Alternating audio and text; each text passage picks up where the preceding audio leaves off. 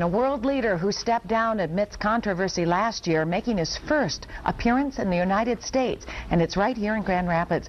The former president of Pakistan, President Musharraf, is going to speak before the World Affairs Council. 24-hour News 8's Tony Tagliavia is live downtown with more on that. Tony?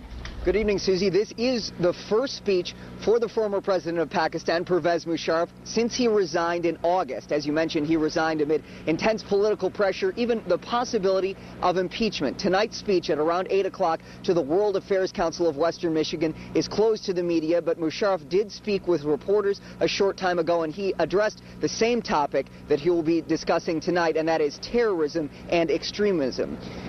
As President Mr. Musharraf was a close ally of the United States, particularly in the wake of the September 11th attacks, the former president told reporters he believes there is more the United States can do, particularly on the socioeconomic front, to help the fight against terrorism in Pakistan. He said he believes there's a misunderstanding in many minds about Pakistan and terrorism.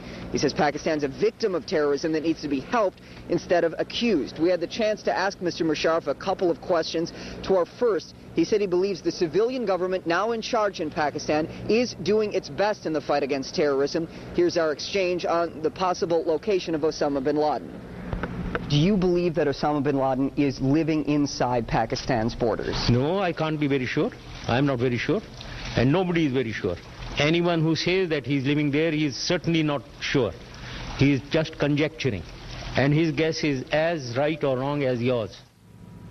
Musharraf was also asked about rising tensions between India and Pakistan in the wake of the recent terror attacks in Mumbai. He says while both countries are nuclear powers, he doesn't believe either government is irresponsible, and he doesn't see a nuclear war anytime in the near future. As we mentioned, this is Musharraf's first speech in the United States since he stepped down. He does have other speeches scheduled, one at Stanford University where his son attends school, and another in Philadelphia. Live in downtown Grand Rapids, Tony Tagliavia, 24-hour News 8.